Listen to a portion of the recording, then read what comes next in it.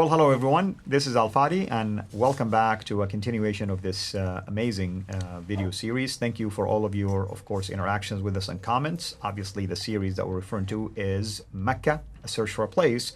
And so far, we laid out enough information to show that the historical narrative about Mecca cannot be true if we rely on the standard Islamic narrative. Today, we're going to start a series of videos to debunk many of these narratives, including with the historical one. With that in mind, of course, we turn our attention to our dear brother, Dr. J. Dr. J, welcome back.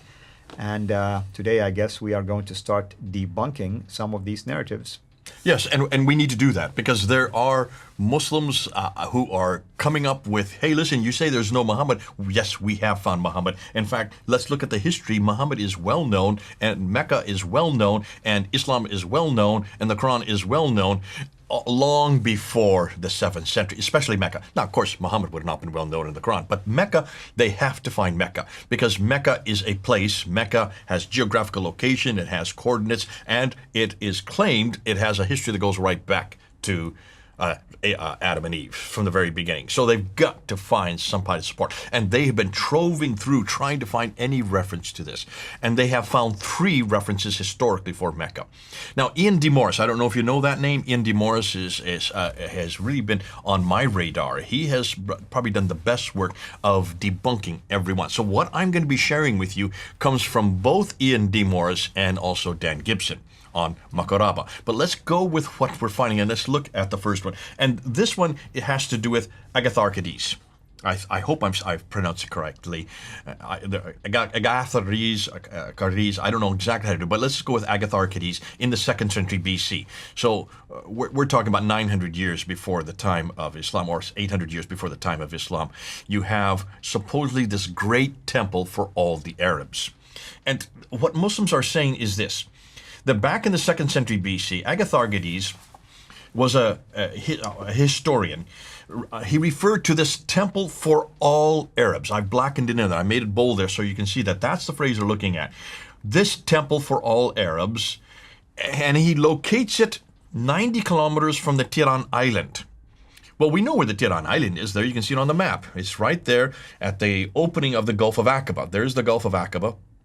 And the Tiran Island is well known. It's always been there. There's lots of historical support for it. Remember we talked about earlier in another episode about all the ports along the western coast. Well, when they got up to at the top of the Egyptian coast, they went across to the Tiran Islands, and that's how they found their way into Aqaba to get all the way up to what is Eilat today before they went on up to Petra. That's how they get to their trade up through Petra. So the Tiran Island is well documented.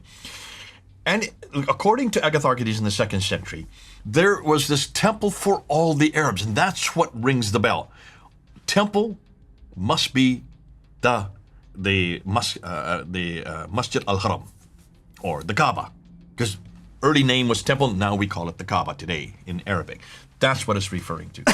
Well, that's okay until you look at a map, and that's why we're going to look at the map again. Take a look at the map and see what we find. Now, Wadi Ainuna is 90 kilometers away. That is 90 kilometers away, and there is a temple. It is well known. This is part of Arabia Petraea. This is the Roman era. This is the Roman part. What is today Arabia Petraea? This is where, remember we talked about this Noam project. The Noam project that Mohammed bin Salman is putting together. This is the area that he's actually using. We know that the Tiran Island going right up to Tabuk will be that line that'll be 110 miles long. Well, so we're in the same area. Well, this has an enormous amount of history. And the history is very clear that there is a temple in Wadi Ainuna up in the wadi. It comes up the wadi. Wadi means like a gully or place where water runs down. And it's up on the top of that wadi is this temple. And it was there in the 2nd century BC. Now, here's a problem. What about Petra? I mean, could we shift this line to get it towards Petra, or this is part of the Petraean, region? Basically? Arabia Petraea is the name of the whole area. We're going to get to that. Just let's stop because we're going to answer that question when we get a little further on. But where is Wadi Ainuna in relation to Mecca? Well, to do that, we need to look at this map here. And there is Wadi Ainuna. There is Mecca. How many kilometers do you see?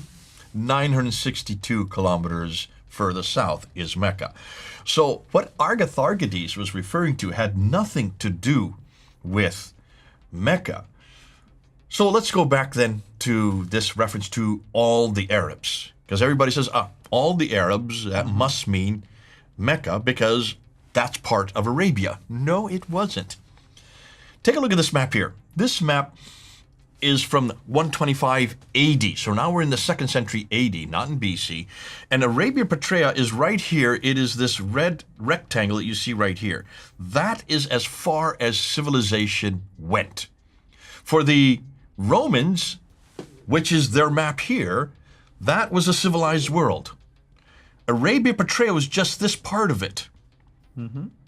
You notice everything else is white. That was all barbaric. That was uncivilized. Anything further east and anything further south, except for Petra. Petra's right there. See, Petra is right there in Arabia. That's why it's named Arabia Petraea, because of Petra, answering your question. So where is Wadi Ainuna? Wadi Ainuna is right there. It's within Petra. Arabia Petraea. That makes sense. Wadi Ainur is not Mecca, however. It is nothing more than what was Arabia at that time. Let's go to the next one. I want to do the next one along with this, and this is Pliny's reference in 79 AD to Damanogeris. Damanogeris, according to Muslims, is another reference to Mecca. Now, it's just a name, nothing more. But now, you're getting these from Robert Hoyland's work. No, this is not from Robert Hoyland. These are from Muslims. Okay. Robert Hoyland doesn't say anything about this. Okay, I just want to clarify the source. Yeah, that's all. These are Muslims who are making this claim, and Ian de Morris, who's debunking every one of them. Got it. Pliny the Elder, his date's 79 AD, so the 1st century AD. He talks. He is quoting a Mauritanian scholar who was who's named Juba II. Living in Rome. So he's up in Rome and he's quoting him, and he talks about the Arabian Peninsula. And he mentions that one of the places in his description was a reference to Damanogeris Regio. Damanogeris Regio is an important place. What? He doesn't say much more than that. In 1970, Herman von Wissmann, a geographer, proposed that this was the territory belonging to the Qurayshi as well as Mecca and its environs. And as a result, the Muslims grabbed on this and they start putting it up all over the world. And now it's on the internet, now that the internet has been invented. And everybody is saying this is another proof for what we now know today as Mecca, or what was always known as Mecca. Here's the problem, and Ian de Morris puts this out. Read what Juba II says. Just look at those arrows. That is what Juba II is talking about. He talks about the Kharaks.